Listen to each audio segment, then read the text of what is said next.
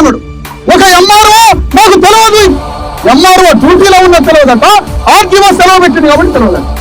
24 గంటలు revenue department మొత్తం 24 hours మీరు ఆన్లో ఉండాలని తెలియదా మీకు? ఎక్కడ ఏం జరుగుతుందో తెలియదా?